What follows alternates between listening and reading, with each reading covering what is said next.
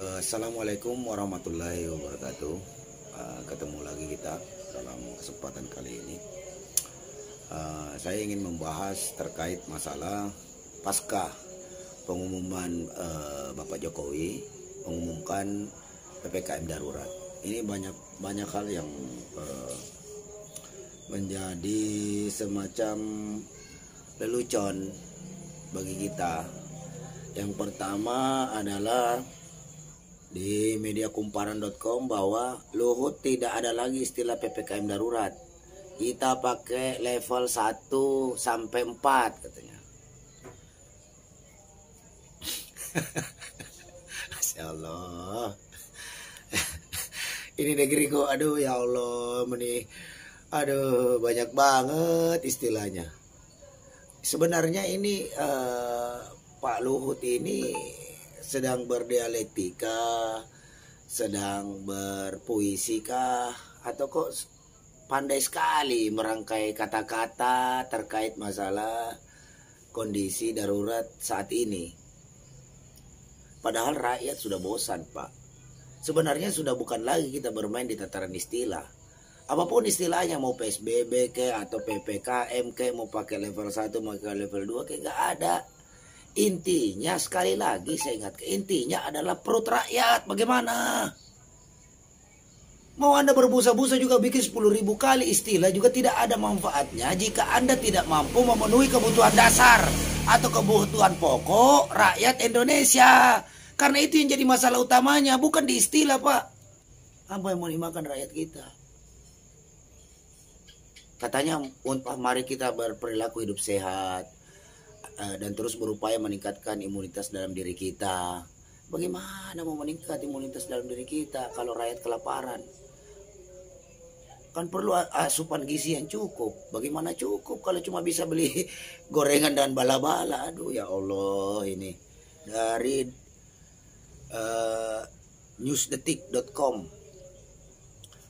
Yasona Lauli, mulai tanggal 21 Juli tenaga kerja asing tidak bisa lagi masuk RI. Kenapa Bapak Yasona baru bicara sekarang, bikin peraturannya sekarang?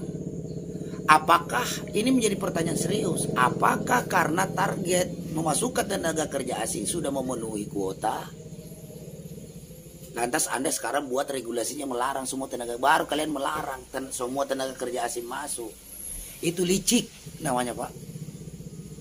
Seharusnya dari awal. Nah, kemudian bagaimana yang tenaga kerja asing Cina yang terpapar positif COVID-19? Itu harusnya udah langsung dideportasi. Itu perintahkan Dirjen Imigrasi untuk deportasi mereka. Tangkap, kumpulin, bawa pulang ke negaranya. Bukan malah disimpan lagi di sini. Aduh. Rusak ini bangsa ini, rusak. Yasona Lauli sebagai daripada kementerian yang membawahi keimigrasian harusnya dari awal tegas. Karena ini menyangkut keselamatan rakyat Indonesia. Sudah tahu Cina sumber awalnya virus COVID-19, malah dibiarin masuk terus sampai jumlahnya puluhan ribu. Yang kena dampaknya adalah rakyat Indonesia. Nah, kalau rakyat Indonesia sudah terdampak, pasti semuanya punya kemungkinan untuk dapat terkontaminasi oleh COVID-19. Tidak terkecuali Bapak sendiri dan keluarga Bapak. Di mana logika berpikir Bapak sih sebenarnya? Apakah COVID-19 ini mengenal rakyat jelata, rakyat menengah, rakyat kelas atas, pejabat, yang bukan pejabat? Kan tidak. COVID-19 ini nyasar semuanya, Pak. Tanpa kecuali. Anda sekarang baru melarang. Udah telat. Jangan-jangan sudah sesuai targetnya. Untuk proyek-proyek strategis. Baru ini sekarang buktinya Anda bisa ngelarang. Kenapa kemarin-kemarin tidak? Waktu awal-awal COVID-19 ini masih ada. Ini buktinya Anda berani. Berarti patut diduga ini. Bapak dalam tekanan juga. Saya nggak tahu apa oknum kementerian, apa sesama menteri, apa plannya lagi lebih di atas lagi. Yang menekan Bapak. Wahai rakyat Indonesia, inilah konsekuensi logis hasil daripada politik negeri kita yang feodal, oligarki dan transaksional. Ini hasilnya. Begini nih dapatnya pejabat-pejabat begini. Hanya mementingkan kepentingan para investor asing, bukan untuk kepentingan rakyat Indonesia. Nah, dengan pernyataan Pak Menkumham ini sudah jelas bahwa sebenarnya bisa pemerintah Indonesia melarang TKA asing masuk selama pandemi. Sebenarnya rakyat tidak takut dengan COVID-19. Rakyat sudah siap berdamai dengan COVID-19. Namun yang ditakutkan oleh rakyat Indonesia adalah tata kelola pemerintahan kita, tata kelola negara kita yang salah urus gara-gara pandemi ini. Sudah banyak masukan positif tidak didengarkan dari semua kalangan, mulai dari partai politik, kaum profesional, ulama, apalagi para ahli-ahli kesehatan virus, sudah banyak yang memberikan masukan. Namun yang didengar cuma satu pihak, yaitu kelompok-kelompok yang didukung oleh para kaum pemodal. Nah, setelah kondisi makin hari makin kredit, nyaris sudah tidak terkendali lagi, baru Anda semua mau gunakan apa yang menjadi keinginan rakyat. Mudah-mudahan tidak terlambat. Kalian terlalu melakukan pembelaan, terlalu melindungi kepentingan kaum pemodal di sini. Para kaum kapitalis, kaum imperialis, sehingga mengorbankan kepentingan rakyat Indonesia.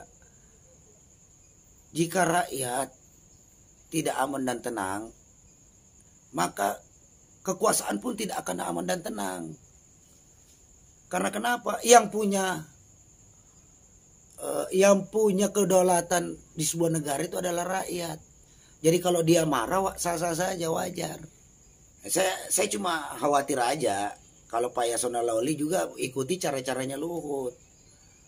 Karena Pak Luhut sudah gagal, Pak Yasona mencoba masuk. Ini jangan sampai Pak Yasona Lawli ini tidak sesuai lagi antara pernyataan dengan kenyataan. Pernyataan Bapak akan melarang tanggal 21 Juli TKA asing masuk. Tapi pada faktanya banyak juga lewat jalan tikus tetap masuk. Itu sama saja. Jadi Anda memang wajarlah kelompok lip service aja jadinya. Padahal founding father kita jelas pidatonya. Amerika saya setrika, Inggris saya linggis. Itu founding father kita ngomong seperti itu. Kenapa sekarang kita kasih dia karpet?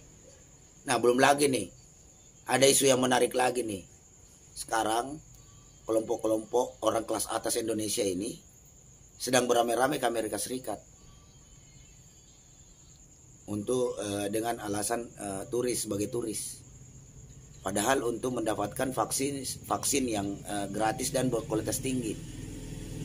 Akibat daripada pandemi ini, kalian lebih mendengarkan protokol-protokol WHO itu, industri pariwisata kita menjadi berantakan, menjadi hancur. Nah, orang-orang berduit di Indonesia malah menjadi turis di Amerika. Orang-orang dari negara-negara berkembang seperti kita, orang-orang kayanya menjadi turis di sana. Betapa makmurnya Amerika dengan isu COVID-19 ini. Jadi benarlah apa yang dikatakan oleh Fadila Supari. Ini ada konspirasi antara negara-negara penyokong, negara-negara pembuat vaksin ini memang berkonspirasi dengan WHO untuk terus dapat melakukan penjajahan non militer kepada negara-negara berkembang. Jadi kita dibodoh-bodohi saja. Ini buktinya Amerika banyak yang turis nanti dari Indonesia berbondong-bondong. Coba. Nah terus bagaimana dengan rakyat jelata nasibnya? Hal ingat ya, dalam kondisi darurat yang menjadi standar itu adalah kelompok yang paling bawah. Kelompok rakyat jelata itu yang dipakai standar parameternya, yang harus segera ditolong, diberikan pertolongan. Bukan pakai standar gaya hidup bapak-bapak semua. Yang kelompok menengah ke atas. Tidak bakal nyambung. Kenapa? Karena rakyat jelata kita ini paling banyak sekarang jumlahnya. Akibat mulai dari PSBB sampai saat ini yang miskin bertambah miskin dan jatuh miskin. Nah ini. Jadi pakai parameter itu yang terendah, Pak. Belum lagi kebencian rakyat makin meningkat akibat yang pertama adalah dana bansos itu banyak yang dikorupsi. Banyak yang dikorupsi, banyak yang bermain. Sehingga rakyat juga udah mulai menyadari ketika COVID ini 19 hanya dijadikan sebagai ajang korupsi, mana mau rakyat terima, Pak. Mereka yang menanggung beban, mereka yang menanggung penderitaan, Anda yang menjabat, pilih duit-duitnya rakyat. Wajar marah. Nah kemudian perilaku aparat kita dalam hal pelaksanaan penerapan yang seharusnya adalah pembatasan, malah pelarangan, berujung bentrokan. Nah ini banyak kejadian-kejadian. Sudah habis itu dia tahu di daerah mana itu malah Satpol PP-nya ngumpul-ngumpul, malah asik pesta miras. Gimana? Perih hati rakyat menyaksikan itu. Ketika rakyat kita berjibaku untuk menyelamatkan anak istrinya dari kelaparan, Anda enak-enak aja berpesta miras. Ya Allah ya Rob, bagaimana Allah tidak murka dengan ini Republik? Nah, kemudian tenaga kerja asing yang masuk baru sekarang dilarang.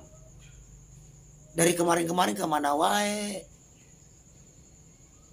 Dari kemarin-kemarin kemana aja?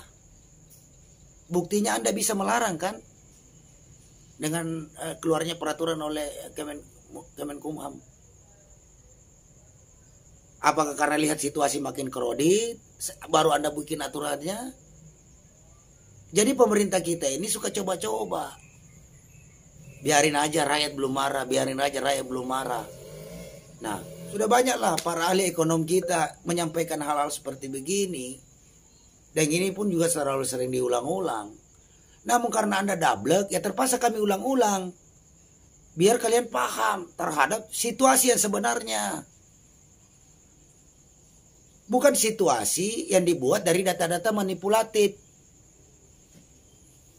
Ya kalau Anda percaya dengan data-data manipulatif, ya begini hasilnya. Seharusnya waktu Pak Jokowi memimpin rapat, tidak perlu lagi mempertanyakan apakah PPKM darurat ini dilanjutkan atau tidak. Kalau dilanjutkan sampai kapan? Pak, Anda itu pemimpin. Harus berani bertanggung jawab apa yang dilakukan anak buah Bapak. Karena Bapak yang tunjuk mereka menjadi menteri. Inilah akibatnya. Akibat daripada politik transaksional, feodal, dan oligarki tadi. Sehingga Bapak menunjuk menteri-menteri sesuai dengan pesanan-pesanan paling oligarki, para pemodal. Begini akibatnya.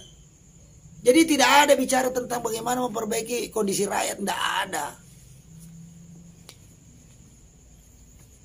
Ini sudah banyak kebijakan yang Anda bikin yang selalu merugikan rakyat kita. Bagaimana Anda bisa menyatakan bahwa tahun 2021 ekonomi meroket, kemudian Indonesia akan menjadi negara maju ke depannya kalau Anda tidak didukung rakyat. Nah, jadi tinggal kesadaran bagi para kaum buruh, mahasiswa, rakyat Indonesia, ya kan? Sudah saatnya kita bersatu. Dan kita akan lakukan koreksi terhadap penguasa hari ini. Karena pemerintah hari ini sudah bukan pemerintah, tapi sudah menjadi penguasa dia jadinya. Semau-maunya, berlindung di balik regulasi. Apa contohnya? Itu Rektor UI yang kemarin rangkap jabatan jadi BUMN, yang menjadi komisaris di BUMN sesuai dengan statutanya yang terdahulu. Itu tidak boleh seorang rektor merangkap jabatan sebagai komisaris BUMN atau jabatan apapun. Nah, namun karena rektor UI ketahuan rangkap jabatan, ya bukannya malah diganti, malah aturannya direvisi. Gimana ini negeri ini? Mereka melakukan kesewenang-kesewenang-wenangan ini selalu berlindung di balik regulasi yang mereka buat sendiri. Ya jelas otomatis kalau regulasinya dia bikin sendiri mah yang menguntungkan kelompok mereka lah.